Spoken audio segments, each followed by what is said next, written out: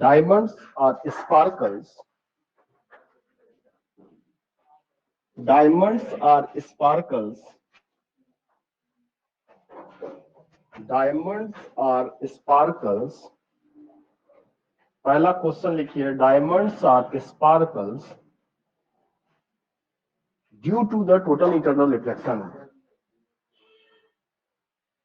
Diamonds are sparkles due to the total internal reflection. Answer है सही लिखा दे रहे हैं. डायमंड्स आर, एरो डाल के लिख लो, diamonds are sparkles due to the total internal reflection.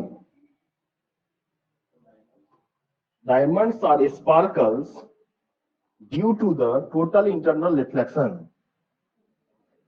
Total internal reflection, L L REFLECTION, total internal reflection. ठीक है, full stop.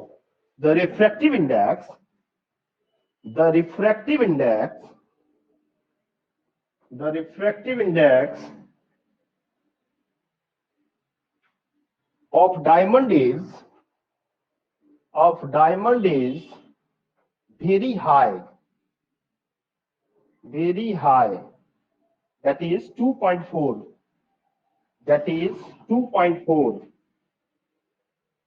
So the critical angle, so the critical angle is about 24.4 degree.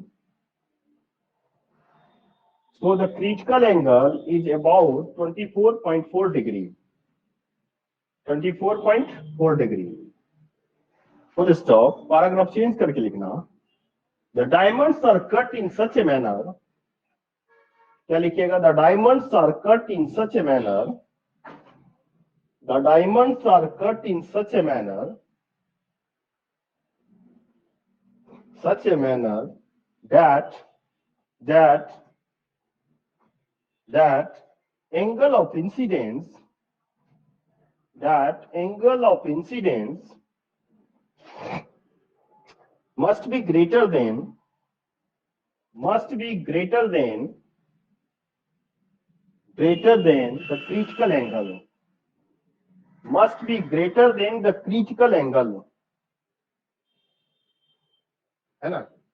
यानी ऐसे cutting किया जाता है कि उसका जो एंगल ऑफ इंसिडेंस हो किसी भी डायरेक्शन से आए, वह उसका क्रिटिकल एंगल कितना हो जाए? 24.4 से ज्यादा एंगल से उसका लाइट स्ट्राइक करे, और जब स्ट्राइक करेगा तो क्या होगा? सेम डायरेक्शन में लाइट वापस आ जाएगा, तो इसलिए उसको चमकना शुरू हो जाता है. कोई दिक्कत नहीं. अगला टॉपिक लिखना, optical fibre. Very very important topic है, सब शॉर्ट नोट लिखने आता है. ऑप्टिकल फाइबर,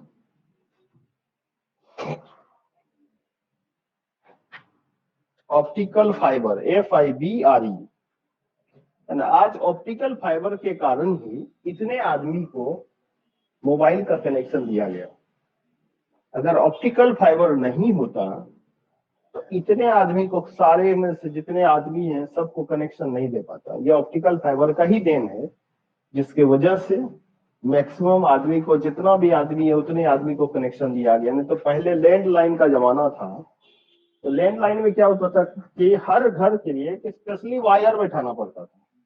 तो पता चलता है इतने आदमी को कनेक्शन देने के लिए मतलब वायर का पहाड़ बन जाता, तब इतना आदमी का कनेक्शन होता. लेकिन ऑप्टिकल फाइबर एक ऐसे डिवाइस है जो कि मतलब एक साथ कई सिग्नल भेजा जा सकता है एक ही पाइप में. एक साथ जो है ना, एक साथ है ना 1000 1 लाख सिग्नल में भेजा जा सकता है, और सब अलग अलग डायरेक्शन में निकलेगा, है ना. तो उससे कम्युनिकेशन आसान हो गई, पहली बात. दूसरी बात कि ऑप्टिकल फाइबर का कॉस्ट बहुत कम होता है, तो इसलिए क्या किया, हर गली गली के चौराहे पे लगा दिया ऑप्टिकल फाइबर, है ना. समझे कि नहीं? और इतना सस्ता है कि उसको चोर भी चुराने से कोई फायदा नहीं है ना. तो ऑप्टिकल फाइबर सस्ता भी है, और उसके साथ साथ उसका बहुत यूज है ना. क्या क्या यूज है? तो जैसे माइंस होता है ना, तो माइंस होता है जैसे, यानी जहां भी माइंस है तो उसके अंदर हम लोग इलेक्ट्रिक करंट का वायर नहीं पहुंचाते, यानी करंट हम लोग नहीं बेच सकते। क्यों नहीं बेच सकते? क्योंकि माइंस में खुदाई कर रहा है, पता चला कि किसी नदी का पानी पूरा अंदर अंदर माइंस में घुस गया। जितना आदमी जितना काम करने नीचे उतरा है, सब का सब आदमी क्या होगा? सब का सब आदमी करंट से मर जाएगा। तो इसीलिए उसमें क्या करते हैं, ऑप्टिकल फाइबर से ही मल्टीपल रिफ्लेक्शन के द्वारा लाइट को वहां पे पहुंचाते हैं जहां पे वह काम कर रहे हैं, है ना? बात समझे कि किसके थ्रू? ऑप्टिकल फाइबर के थ्रू लाइट को वहां पे हम पहुंचाते हैं। ठीक है। और तीसरा यूज क्या है, इंडोस्कोपिक होता है ना? इंडोस्कोपिक में ही ऑप्टिकल फाइबर से लाइट भेज के उसके उससे हम लोग पेट के अंदर का सारा चीज जो है ना, हम लोग चेक नहीं। इंडोस्कोपिक होता है ना, मुंह में से पाइप ऐसा डालते जाता है अंदर, पूरा एकदम एक एक जगह चला जाएगा वो, है ना? और उससे जानते, जैसे मान लो कहीं स्पॉट है, कहीं मान लो कैंसरस है, तो वो सारा चीज का पिक्चर, अंदर का पिक्चर वो ले लेता है। तो वो ऑप्टिकल फाइबर से ही पॉसिबल है ना? ठीक। तो देखिए, ऑप्टिकल फाइबर में लिखिएगा, it is based on total internal reflection. It is based on total internal reflection. It consists of a glass. It consists of a glass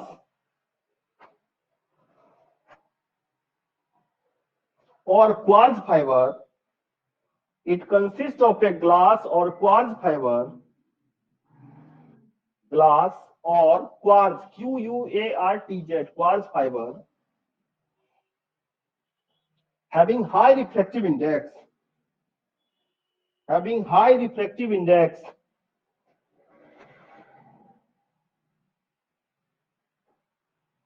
called core. High refractive index called core, C-O-R-E, core. Core, coated, C-O-A-T-E-D, coated,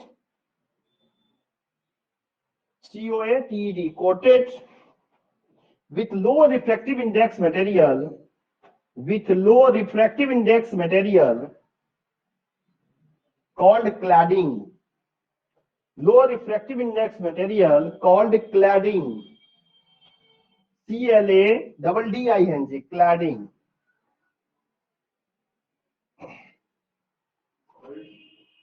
Cladding, C-L-A-D-D-I-N-G, cladding. Full stop. When the light incident greater than the critical angle, when the light incidence greater than the critical angle, greater than the critical angle,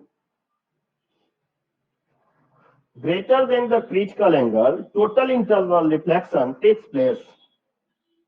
Total internal reflection takes place. When the light falls greater than the critical angle, G-R-E-A-T-E-R, greater than the critical angle, greater than the critical angle, then total internal reflection takes place. Total internal reflection takes place. Full stop.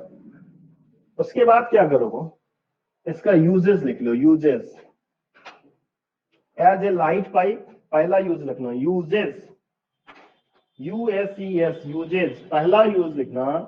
As a light pipe, LIGST, as a light pipe. दूसरा use लिखना,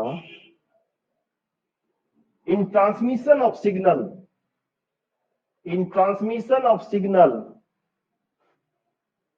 in transmission of signal. तीसरा use लिखना, in medical science, in medical science, that is endoscopy. In medical science, that is endoscopy. Ajanta इसका एक figure बना लो, ऐसे बनाओगे।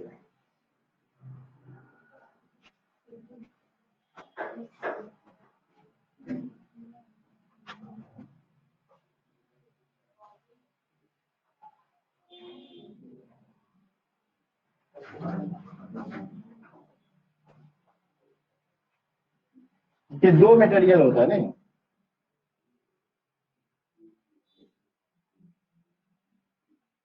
ऐसे लाइट गया, टी आई आर होगा, ऐसे जाएगा, फिर ऐसे जाएगा, फिर ऐसे जाएगा, फिर ऐसे जाएगा, फिर ऐसे जाएगा, फिर ऐसे जाएगा, फिर ऐसे जाएगा, फिर ऐसे आएगा। ये जो अंदर वाला जो है, इस वाले को हम लोग कोर कहते हैं, मतलब ये वाला, ये जो लाइन है ना, इस लाइन को हम लोग क्या बोलते हैं, कोर। और जो बाहर वाला जो मटेरियल है, इसी को हम लोग क्लैडिंग कहते हैं। एक फोटो बना दो बस, यही ऑप्टिकल फाइबर का फोटो है। मतलब ये वाला जो पोर्शन है, ये वाला को क्या बोलते हैं बताओ, कोर, है ना, अंदर वाला। और जो बाहर वाला होता है उसको क्या बोलते हैं, क्लैडिंग।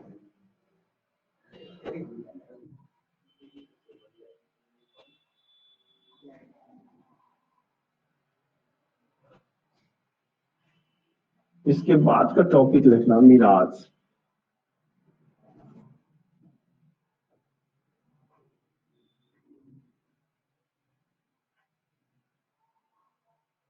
ये हो जाएगा मिराज, और फिर उसके आगे है प्रिज्म। प्रिज्म के आगे है कंपाउंड माइक्रोस्कोप, इसको पूरा वे ऑफ टेक्स्ट करता है।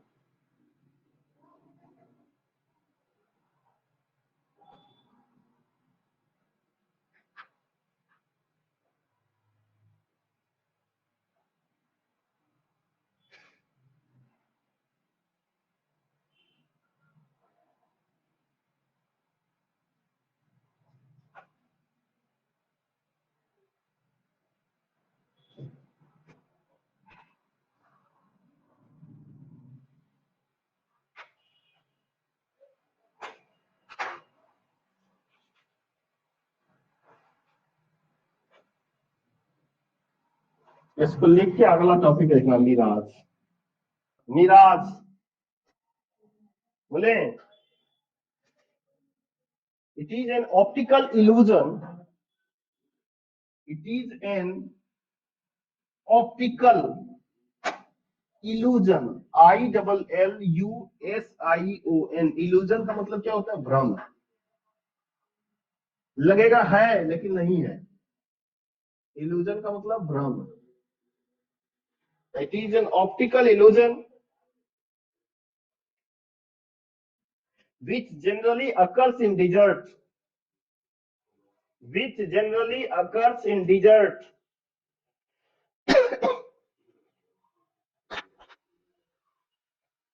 which generally occurs in desert, full stop. The refractive index, the refractive index of the layer of atmosphere, the refractive index of the layer of atmosphere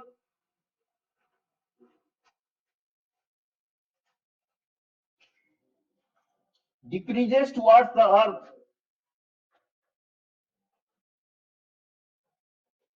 The refractive index of the layer of atmosphere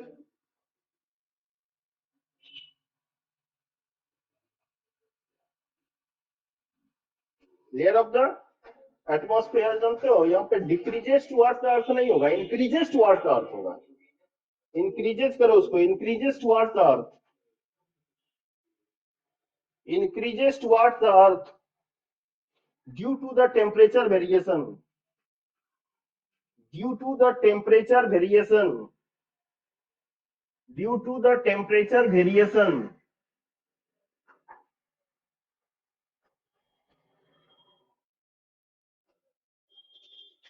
Full stop. The ray coming from the top of the trees, the ray coming from the top of the trees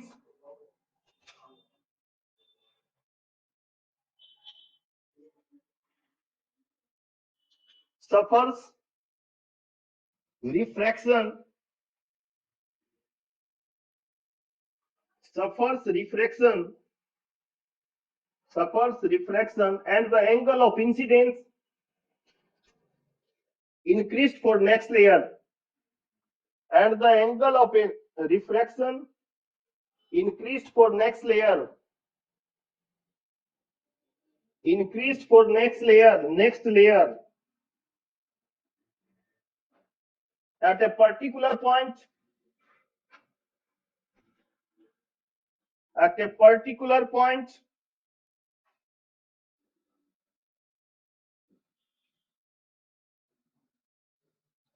angle of incidence is greater than the critical angle. At a particular point, angle of incidence is greater than the critical angle. At a particular point, the angle of incidence is greater than the critical angle. Then TIR takes place. TIR takes place.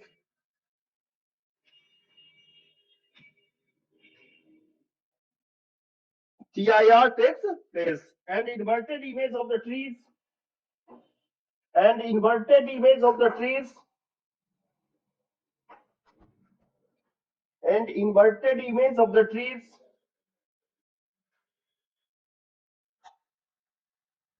Appears. Inverted image of the trees appears.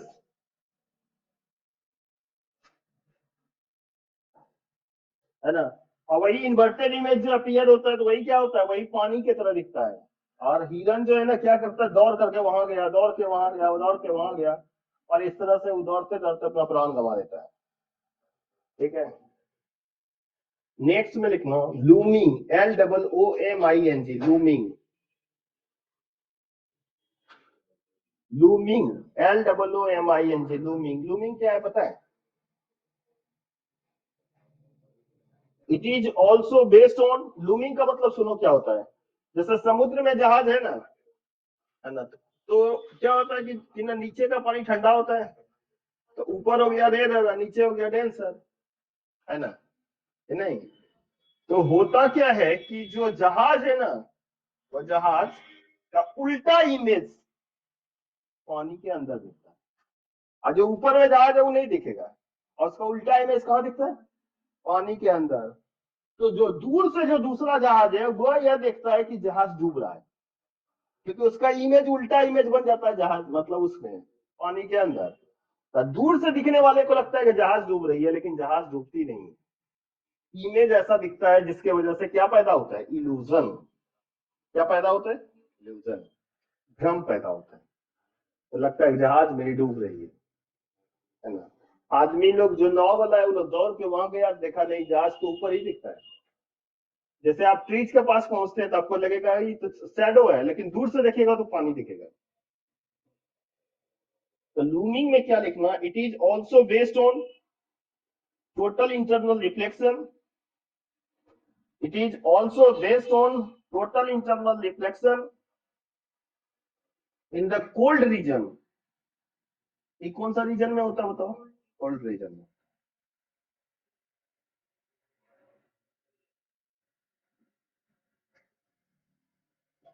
कौन सा reason में होता है? Cold region में, है ना? तो देखो लूमिंग एक बार भी पूछा नहीं है, लेकिन मिराज पूछे हुए। बात समझे कि नहीं? लूमिंग एक बार भी नहीं पूछा है, बिहार बोर्ड में नहीं पूछा है, CBSE में पूछे हुए।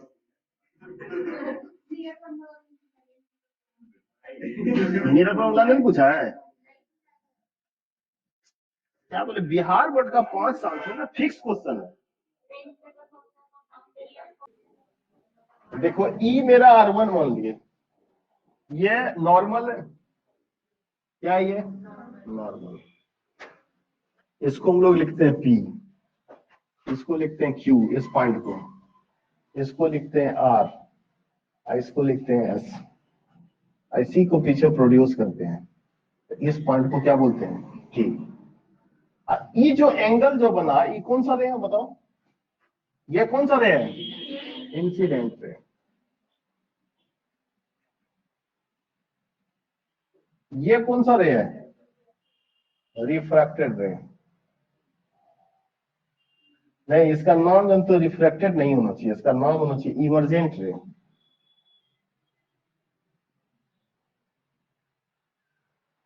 ठीक है, और ये क्या है? ये तो ये वाला नॉर्मल है पहला, ई वाला भी नॉर्मल है, कौन सा?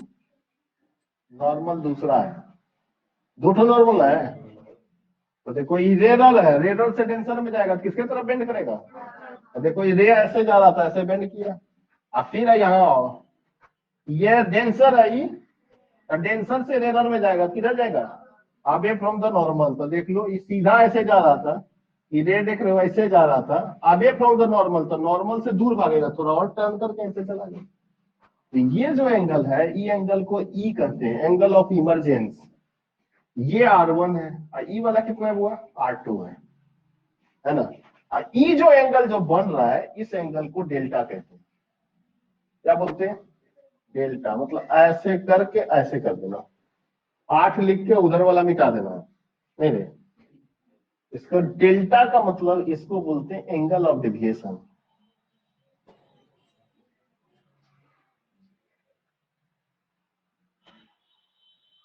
क्या बोलते हैं इसको? Angle of deviation. ऐसे। अच्छा ये वाला R1 है, आई वाला कितना है? R2 है ना? ई वाला कितना है? ए है ना? ई वाला एंगल कितना होगा बोलो तो? 180 माइनस R1 माइनस R2। नहीं, देखिएगा एक चीज खाली समझिए, ई एंगल कितना होगा? 180 minus R1 minus R2। E plus E बराबर 180 डिग्री होगा कि नहीं? क्योंकि ए क्यू ओ आर एक रेक्टेंगल है, मतलब क्वाड्रिलेटरल है। ये एंगल पूरा कितना डिग्री? 90। ये एंगल पूरा कितना डिग्री? 90 डिग्री। 90 90 हो गया। ये प्लस ये बराबर 180, तो ये एंगल निकाल लेंगे। 180 माइनस क्या हो जाएगा ये, और दोनों को इक्वेट करेंगे, उससे जो तो R1 R2 और ए में एक तो रिलेशन आ जाता है। ठीक है, लेकिन पहला काम करिए आप लोग फिगर बना लीजिए। फिगर सब बच्चा बना लिए हो?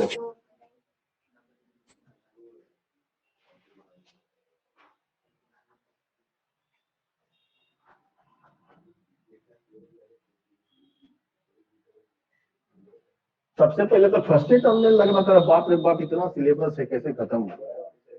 नहीं, फर्स्ट टर्म का जो 7वां चैप्टर था ना, सभ्य वैष्णव चैप्टर है मिला था।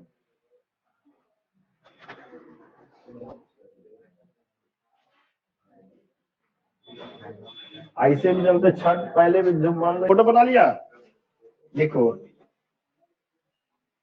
P Q Q R P Q, देखो P Q comma Q R comma R S are the incident रे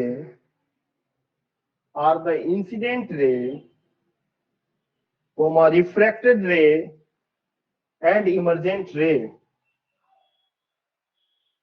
PQ, QR and RS are the incident ray, comma refracted ray and emergent ray. Emergent ray. Shown in the figure. Angle A, ऐसा लिखना, angle A is the angle of rays.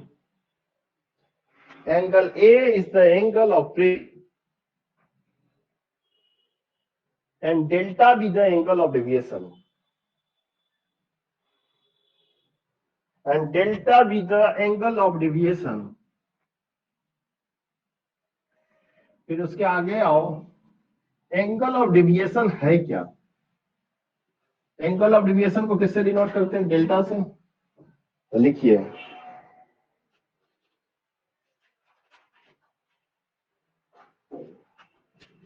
क्या लिखे रहे? P Q Q are and are S are the incident रे, refracted रे and क्या लिखे? Emergent ray. Angle A is the angle of prism, यही है ना? Prism and delta with the angle of deviation. ठीक है, तो फिर उसके आगे आओ, एंगल ऑफ डेविएशन किसको कहते हैं? ठीक, तो लिखिए, the angle between the incident रे, एंगल ऑफ डेविएशन को डिफाइन करिए, the angle the angle between the incident ray and emergent ray is known as angle of deviation. The angle between the incident ray and emergent ray is known as angle of deviation. Angle of deviation, कोई दिक्कत नहीं. In triangle QRO, QRO में क्या क्या लिखोगे बताओ. R1 plus R2 plus angle O equals to 180 degree. This is equation number 1. और दूसरा हो angle A plus angle O equals to 180 degree. ये दूसरा हो गया. Therefore, from 1 and 2, 1 और 2 से क्या लिखो बताओ. Angle A equals to R1 plus R2. ये हो गया.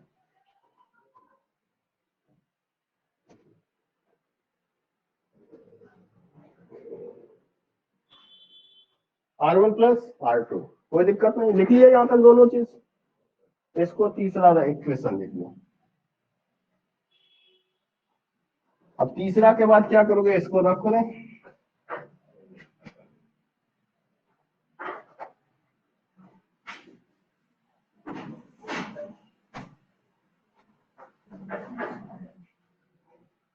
अब इन ट्रायंगल PQR, देखो है कोई ट्रायंगल PQR. अच्छा एक बात बताओ, ये आई है, ये पूरा एंगल कितना होगा. आई ई वाला रे वर्टिकली अपोजिट एंगल. ई वाला एंगल कितना होगा. I minus R1. Very good. E वाला एंगल कितना होगा है. ई माइनस होगा.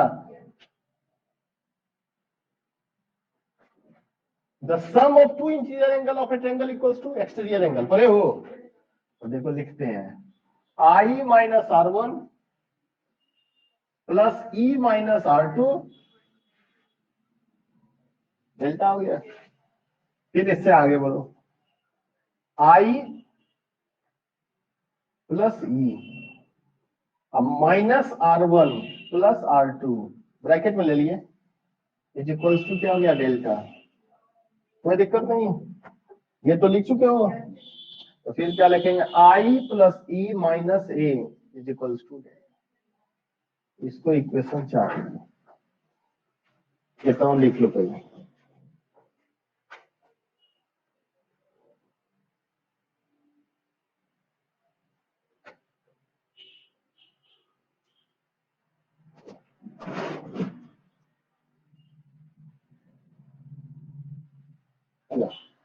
एक स्टेप और इसके आगे चल जाना कि I plus E is equals to delta plus A है ना. इसको इक्वेशन 4 मानना.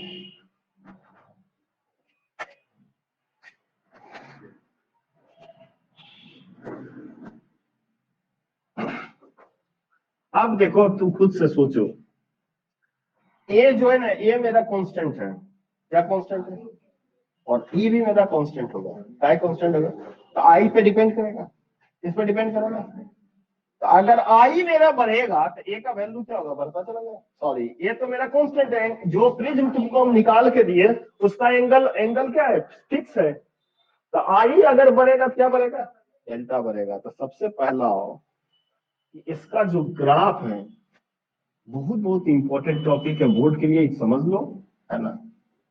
यहाँ पे डेल्टा लिख दिए, यहाँ पे आई लिख दिए. तो आई अगर इंक्रीज करेगा तो पहले डेल्टा डिक्रीज करेगा, फिर उसके बाद क्या होगा. आई एंगल ऑफ इंसिडेंस इंक्रीज करेगा तो एंगल ऑफ डिविएशन क्या होगा, डिक्रीज करेगा. और एक ऐसा पॉइंट पे पहुंचेगा जहां पे R1 R2 के बराबर हो जाए, उस पॉइंट पे सबसे कम डिविएशन होगा. सबसे कम एंगल ऑफ डिविएशन कब होगा, जब R1 बराबर R2 और I बराबर. जब R1 R2 के बराबर हो जाएगा तो I किसके बराबर हो जाएगा, ठीक है. है ना, उस समय सबसे मिनिमम एंगल ऑफ डेविएशन होगा, है ना। तो इधर हम लोग क्या लिखे, डेल्टा, इधर क्या लिखे, आई। इस पॉइंट पे क्या मिला, डेल्टा मिनिमम, क्या मिला हमको, डेल्टा मिनिमम। तो पहला काम करो, ग्राफ खींच लो। क्या बोला कि पहले एंगल ऑफ डेविएशन ज्यादा था, जैसे जैसे एंगल ऑफ इंसिडेंस को इंक्रीज करेंगे वैसे वैसे एंगल ऑफ डेविएशन डिक्रीज करता जाएगा। जिस समय R1 R2 के बराबर हो जाए, RE के बराबर हो जाए, उसमें सबसे कम डेविएशन होता है। ये प्रैक्टिकली प्रूव है, ये प्रैक्टिकल है, बोर्ड का प्रैक्टिकल है ना, किया होगा। ये सबसे मिनिमम डेविएशन निकाला पेज में रखा होगा, अकाउंटी डाल डाल करके चेक किया होगा।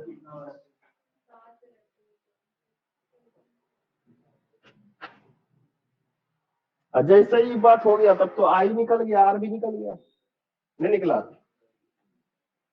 आई निकल गया, आर निकल गया। स्नेल्स लॉ का यूज करेंगे, sine I by sine R value put करेंगे, प्रिज्म का पूरा फॉर्मूला डिराइव होगा। बोले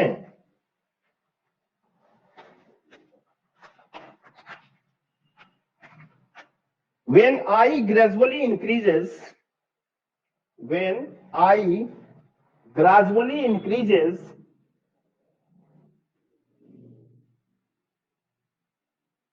when I gradually increases, delta decreases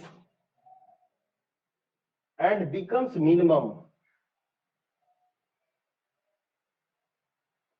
क्या लिखे, when I gradually increases, delta decreases and becomes minimum value called position of minimum deviation, becomes minimum value called position of minimum deviation, called position of कौन deviation बोलोगे, minimum deviation। It is possible, it is possible, it is possible when क्या लिखो बताओ, R1 equals to R2 equals to R,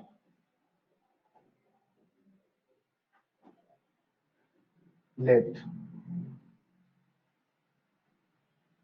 and I equals to E, मतलब angle of incidence angle of emergent के बराबर हो जाए। तो जरा एक तो बात बताओ, तो ए बराबर कुछ फॉर्मूला पढ़े थे, R1 प्लस पढ़े थे, R1 की जगह R प्लस आर लिख देते हैं, तो A by two is equals to R हो गया, कोई दिक्कत नहीं। और आई भी निकालो, आई है कहीं, यहीं से निकाल दूं रे, क्या निकालो, आई। तो यहाँ आई किसके बराबर है, तो मतलब यहाँ भी आई लिख देते हैं, from four, from four, four से क्या करोगे, I plus I is equals to delta minimum plus A. नहीं, यहाँ पे आई प्लस क्या कर दे, यानी I plus I is equals to delta minimum plus A, 2i is equals to delta minimum plus A, और i is equals to delta minimum plus A by two. कोई दिक्कत नहीं, कोई दिक्कत नहीं। स्नेल्स लॉ पढ़े हो, क्या पढ़े हो स्नेल्स लॉ में, the ratio of angle of incidence to the angle of reflection is a constant, यही पढ़े हो रे, फ्रॉम, पहले ई लिखे और उसके बाद इसको लिख लो, और उसके बाद तो अंतिम स्टेप लिखते हैं फ्रॉम स्नेल्स लॉ।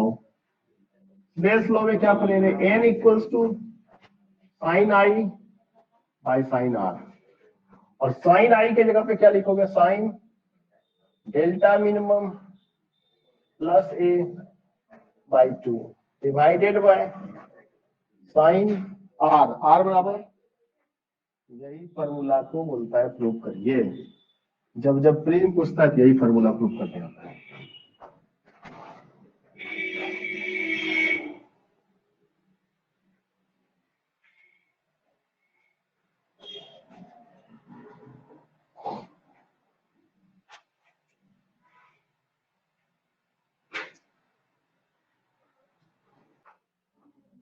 अगर एंगल स्मॉल हो तो एंगल बहुत छोटा हो, साइन थीटा किसके बराबर होता है, कुछ याद है, थीटा के बराबर होता है। एन बराबर क्या लिख देंगे, बोलो,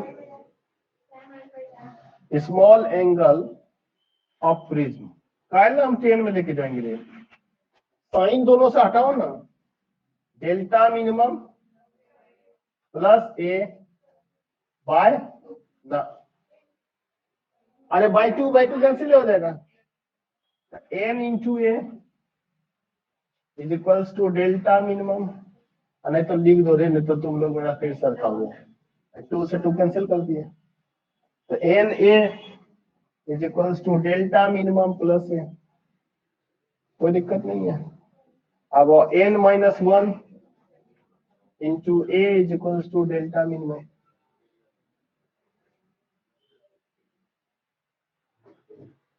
हो गया, by Cauchy's relation, CAUCHYIS, Cauchy's relation, क्या बोला कॉची में बाबू, कॉची बोला कि refractive index is equals to A plus B by lambda square होता है, यानी रिफ्रैक्टिव इंडेक्स और वेवलेंथ में क्या रिलेशन है, इनवर्सली प्रोपोर्शनल, तो जिसका वेवलेंथ ज्यादा होगा उसका रिफ्रैक्टिव इंडेक्स, और जिसका रिफ्रैक्टिव इंडेक्स, सुनो पहले सुनो, जिसका वेवलेंथ ज्यादा होगा उसका रिफ्रैक्टिव इंडेक्स, और जिसका रिफ्रैक्टिव इंडेक्स कम होगा तो उसका एंगल ऑफ डेविएशन, देख लो यहां से, ये कम, तो ये तो कम -1 इंटू ए, और जिसका वेवलेंथ कम होगा उसका रिफ्रैक्टिव इंडेक्स, जैसे मान लो वेवलेंथ है कुछ, तो रिफ्रैक्टिव इंडेक्स है 5, वेवलेंथ सबसे ज्यादा है तो रिफ्रैक्टिव इंडेक्स है 5, तो बोलो तो डेल्टा मिनिमम कितना होगा, 5 माइनस 1 इंटू ए, तो 5 माइनस 1 4 है, और जिसका वेवलेंथ ज्यादा है तो रिफ्रैक्टिव इंडेक्स कितना आया, अब वेवलेंथ कम होगा तो रिफ्रैक्टिव इंडेक्स ज्यादा होगा, तो यानी इसका मतलब इसका वेवलेंथ क्या है बताओ, ज्यादा है ना, देखिएगा वेवलेंथ ज्यादा है तो रिफ्रैक्टिव इंडेक्स 5 आया, अब वेवलेंथ क्या होगा, कम हो जाएगा, लेस होगा, इसके कंपैरिजन में लेस होगा, तो एन का वैल्यू क्या होगा, बढ़ेगा घटेगा, बढ़ेगा, मान लो एन का वैल्यू हो गया 6, तो कौन सा कंडीशन में एंगल ऑफ डेविएशन ज्यादा होगा, जिसका वेवलेंथ कम होगा उसका एंगल ऑफ डेविएशन ज्यादा होगा, क्लियर हो गया ना। अब देखो प्रिज्म में जो लाइट रे जाती है तो सबसे देखो सबसे ऊपर में कौन सा रे रहता है, याद है, रेड, क्यों, क्योंकि जिसका वेवलेंथ ज्यादा होता है उसका एंगल ऑफ डेविएशन क्या होगा, कम होगा, एन कम होगा तो एंगल ऑफ डेविएशन भी कम होगा, और इसीलिए रेड कलर ऊपर में रहता है और वायलेट कलर नीचे रहता है, रीजन समझ में आया, तो रेड कलर का सिग्नल में क्यों यूज करते हैं, तो इसका भी रीजन यही है कि एंगल ऑफ डेविएशन कम होगा तो वह लाइट डिविएट कम करती है, बात समझे कि नहीं, वो लाइट क्या करती है, बहुत कम डिविएट करती है, इसीलिए उसको खतरा में यूज किया जाता है, कि नहीं किया जाता है, किया जाता है ना, कहीं जाओ शादी ब्याह में तो दुल्हन का साड़ी रेड होता है, इसका मतलब सबसे ज्यादा खतरा बनाती है, कि नहीं, मेरे जितना मैक्सिमम देखोगे जाओगे मैक्सिमम को देखोगे कौन सा कलर का साड़ी पहनी है, रेड, मतलब उस समय ज्यादा वो खतरा है? अब देखते ऊपर देखो ये खतरा है, बिना खतरा है,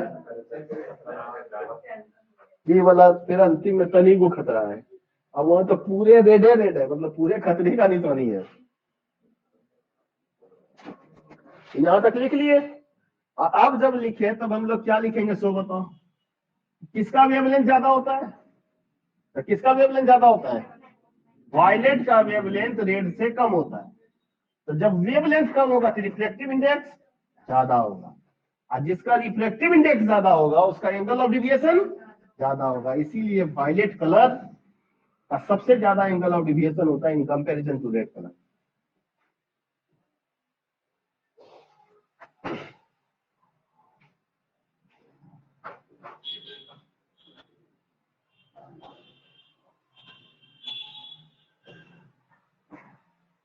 है ना, क्यों वायलेट कलर नीचे होता है, तो इसका भी रीजन यहीं से लिखेंगे, पहले ये फॉर्मूला लिखेंगे, उसके बाद ई लिखेंगे, फिर ई लिखेंगे, फिर ई लिखेंगे, तब लास्ट में लिख देंगे कि एंगल ऑफ डेविएशन जिसका ज्यादा होगा सबसे नीचे रहेगा। ए और बी आर कांस्टेंट, लिख दो ये, A and B are constant.